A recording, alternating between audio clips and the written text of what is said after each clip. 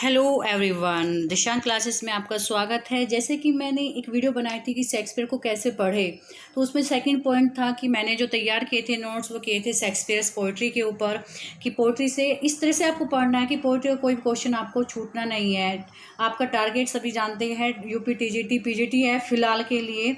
और ये जो नोट्स है वो चाहे आप केवीएस की एनवीएस के डीएसएसबी की जो तैयारी कर रहे हैं उसके लिए भी सफिशिएंट है। शेक्सपियर की पोइट्री से ज़्यादा क्वेश्चन नहीं होते, ना ही उन्होंने ज़्यादा पोइट्री लिखी है। तो दिशांक क्लासेस को आप सब्सक्राइब कर लीजिएगा। अगर न्यू व्यूवर्स है, फर्स्ट टाइम देख रहे हैं, तो आपके लिए बहुत हेल्पफुल होने जा रही है वीडियो। तो फर्स्ट पोएम जो उन्होंने लिखी थी 1593 में लिखी थी, वीनस और एडोनिस। तो इस तरह से क्वेश्चन आता है कि शेक्सपियर की फर्स्ट पोएम कौन सी थी, कब लिखी गई थी। फिर इससे जो रिलेटेड क्वेश्चन आते हैं बहुत इंपॉर्टेंट है, वीनस एंड एडोनिस से क्वेश्चन जो आते हैं। तो एक तो ये नैरेटिव पोएम थी, ध्यान रखना वहाँ पर आ जाता है कि विच टाइप ऑफ जनरली, तो किस टाइप की पोएम थी ये थी नैरेटिव पोएम। और पोएम के लिए अलग से एक वीडियो बनने जा रही, जेनर के अंतर्गत आपको मिल जाएगी, तो वहाँ आपको क्लियर हो जाएगी नैरेटिव पोएम होती क्या है। ये डेडिकेटेड किसको थी? हेनरी रिसोली, जिसको आप WH भी कहते हैं, जो थर्ड अर्ल ऑफ साउथहैम्पटन थे। साउथहैम्पटन के थर्ड अर्ल थे। अर्ल क्या होते हैं? वहाँ की एक उपाधि होती है। तो उस उपाधि जो तीसरे अर्ल थे वहाँ के साउथहैम्पटन के, तो उसको उन्होंने डेडिकेटेड की थी। आप सभी जानते हैं सबसे ज़्यादा जो कुछ भी उन्होंने डेडिकेटेड किया है वो हेनरी रिसोली को ही किया है। और it is based on some passage from Ovid's Metamorphoses. जो कुछ पैसेज लिए गए हैं ना इस पोएम के, वो जो है ओविड, आप जानते हो क्लासिकल राइटर थे, उसकी मेटामॉर्फोसिस उसका वर्क था, वहाँ से उठाए हैं उन्होंने। तो ये इंपॉर्टेंट क्वेश्चन है। It is a poem of 6 line stanza. 6 line stanza sestet में लिखी हुई है। 6 लाइन स्टेंजा कह सकते हो, या एग्जाम में अगर ये आ जाए कौन सी पोएम शेक्सपियर की सेस्टेट में लिखी हुई है, तो आपकी वीनस एंड एडोनिस है। और एक क्वार्टेन रखते हैं जो फॉलोड बाय कपलेट, यानी क्वार्टेन 4 लाइनों की कविता है और बाद में कपलेट है। अब बात करते हैं इसकी, थोड़ी सी स्टोरी समझ लीजिए कि वीनस जो होती है वो एडोनिस से प्यार करती है, लेकिन फेल्स टू विन हिम, लेकिन उसे जीतने में यानी उसका प्यार प्राप्त करने में वो फेल हो जाती है। और तो कैसी ask him to meet her the next day, वो कहती है कि वो अगले दिन मिले, लेकिन वो जो है एडोनिस हंटिंग के लिए जाता है और नेक्स्ट मॉर्निंग वह उसे एक एज ए डैड मिलता है, उसको मरा हुआ मिलता है, क्योंकि बोअर ने यानी जंगली सुअर होता है उसने उसको मार दिया। तो इस तरह से वीनस एंड एडोनिस जो है एक लव पोएम है।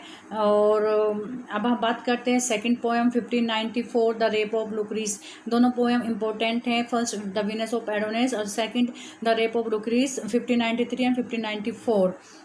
अब बात करते हैं शेक्सपियर रेप और लुक्रीस, एक नैरेटिव पोएम है। ये भी नैरेटिव पोएम है, किसके बारे में? लुक्रीटा के बारे में है। लुक्रीशिया या लुक्रीटा, दोनों तरह से आप पढ़ सकते हो। लुक्रीटिया ये रिटन हुई है राइम रोयल। राइम रोयल आप जानते हो से, राइम रोयल को मैं कई बार आपको डिफाइन कर चुकी हूँ, और ये थोड़ा सा यहाँ मिस्टेक हुई है, टी की जगह आर आप करेंगे राइम रोयल। बात करते हैं it is dedicated to the right honourable.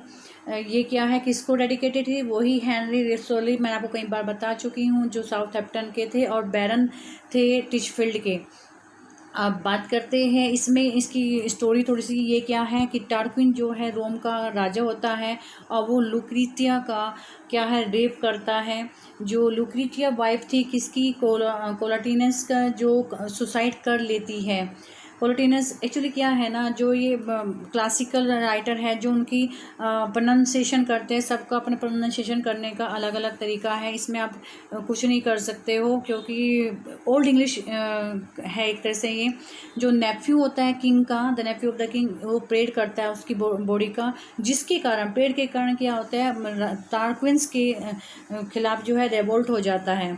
और ये पोएम जो है वो 47 स्टेंजा है, 7 लाइन ईच। जानती हो आप, राइम रोयल में लिखी हुई है, तो 47 स्टेंजा है। दो बार से फिर लाइन आ गई है कि ये राइम रोयल में लिखी हुई है, क्योंकि जहाँ 7 लाइन स्टेंजा है तो आप समझ सकते हो राइम रोयल है, जो चौसर ने यूज़ किया था। चौसर स्टेंजा इसको बोलते हैं। राइमिंग स्कीम इसकी ABA। राइमिंग स्कीम आप जरूर याद कर लीजिएगा राइम रोयल की। और कपलेट किस तरह से ABA BB CC, यानी BB और CC होगा यहाँ पर AB, और ये क्या है A बस बीच में अलग से। अब बात करते हैं शेक्सपियर की अगली पोएम 1609 में पब्लिश हुई थी, लवर्स कंप्लेंट।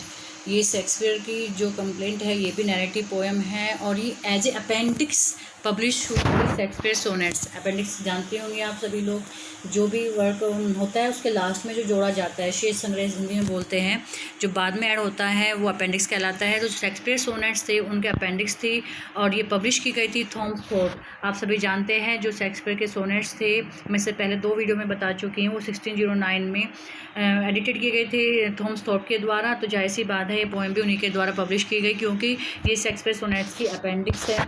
और ये भी 47 स्टेंजा है और 7 लाइन ईच है। और रिटर्न राइम रॉयल हो गया वही, और इसकी राइमिंग स्केल भी वही है जो सेम ऊपर वाले मैंने आपको बताई थी। अब बात करते हैं नेक्स्ट 1599 द पैशनेट पिलग्रिम। ये एक कलेक्शंस है 20 पोएम्स का। पैशनेट पिलग्रिम क्या है? कलेक्शंस है, खाली पोएम नहीं है, एक कलेक्शन है 20 पोएम्स का और पब्लिश की गई थी विलियम जगार्ड के द्वारा 1599 में। अब इस पर क्या कंट्रोवर्सी है? एक्चुअली क्या, it is initially attributed to William Shakespeare. ये विलियम शेक्सपियर को ही एट्रीब्यूटेड की गई थी, लेकिन क्रिटिक्स जो है एग्री नहीं करते कि सारी पोएम जो है वो शेक्सपियर की है। वो कहते हैं, वे सोचते हैं कि 20 में से 5 out of 20 poems he Shakespearean है, बाकी क्या है, और जो आउट ऑफ दिस 5 पोएम्स जो जिसमें उसमें से 2 जो है सोनेट्स है 138 और 144 जो कि पब्लिश हुए थे 1609 में। तो ये क्या कि 5 पोएम्स ही वे मानते हैं कि शेक्सपियर की है, उसमें से भी 2 सोनेट्स को मानते हैं कि जो 138 144 है जो कि पब्लिश हुए थे। आप सभी जानते हो सोनेट्स जो है 1609 में पब्लिश हुए थे। और जो पोएम है ये the poems appears in love's लेवर लोस्ट, ये जो पोएम है लव्स लेवर लोस्ट में भी दिखाई देती है। और पोएम्स नंबर जो है 1 2 3 4 एंड 16, ये ही जो 5 पोएम है ये शेक्सपियर को ही एट्रीब्यूटेड है। माय डियर स्टूडेंट्स, अगर आपको ये वीडियो अच्छी लग रही है तो कमेंट ज़रूर करें और शेयर भी करें। आपको अच्छी लग रही है तो अपने, ताकि और फ्रेंड्स के साथ भी ये शेयर हो सके, और साथ ही जो न्यू व्यूवर्स देख रहे हैं तो वो सब्सक्राइब ज़रूर कर लें। फोनिक्स एंड द टर्टल 1601, और ये एलिगोरिकल इलेजी है। इलेजी जानते हो, ये जेनरा की है, पोएम की एक विधा है, पोइट्री की जो एक विधा होती है, इसके ऊपर पोएम वीडियो बनने जा रही है। आप जेनरा के अंदर अगर जाकर उसको देखेंगे, it is about the ideal love, एक आइडियल लव के बारे में है। और ये इंक्लूडेड होती है रॉबर्ट चेस्टर्स कलेक्शन। ये पोएम कहाँ इंक्लूड होती है? रॉबर्ट चेस्टर एक पोएट हुए हैं, उनका कलेक्शन था लव्स मार्टियर 1601 में। तो आप दोबारा से इस चीज़ को देखेंगे, the phoenix and the turtle 1601 में होती है, एक एलिगोरिक पोएम है और रॉबर्ट चेस्टर्स का कलेक्शन होता है लव्स मार्टियर, वहाँ पर पब्लिश होती है। और the mythical phoenix consumes itself in fire. अब थोड़ा सा मैं पोएम के बारे में बता देती हूँ। एक जो मिथिकल फोनिक्स होती है वो अपने आप को फायर में तो आग लगा लेती है, दूसरी फोनिक्स जो है जन्म लेती है आग में से, और फोनिक्स एक फीमेल है जहाँ टर्टल जो है मेल है।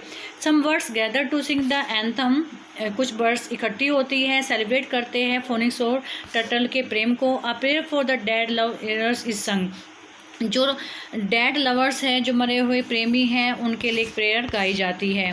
Death is now the phoenix nest and the turtle's loyal breast to eternity doth rest. ये 3 लाइन है, फेमस है, मतलब पूछी जा सकती है, इसलिए मैंने यहाँ पर ली है। ट्रुथ में सीम, ये भी बहुत अच्छी लाइनें हैं। Truth may seem but can not be, beauty brag but is not she, truth and beauty buried B.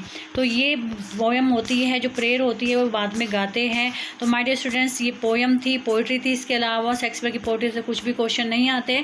फिर भी अगर आप, मुझे पता है मेरे व्यूवर्स भी, ये मेरे सब्सक्राइबर भी अलग अलग यूट्यूब चैनल देखते हैं, अगर कुछ अलग आपको मिले इससे अलग, तो आप अपनी नोट्स में ऐड ज़रूर कर ले, क्योंकि हर आदमी सफिशिएंट परफेक्ट नहीं होता है, कुछ ना कुछ ये छूट जाते हैं। मतलब मैंने अपने नोट्स बनाए थे, मैंने वही नोट्स आपको दे रही हूँ, तो मुझे इनसे अलावा कुछ भी नहीं मिला या न मैंने ऐड किया। आपको अगर मिलता है तो ऐड करते चलिए, जैसे कि मैंने आपको नोट्स बनाने का तरीका बताया है। बाय।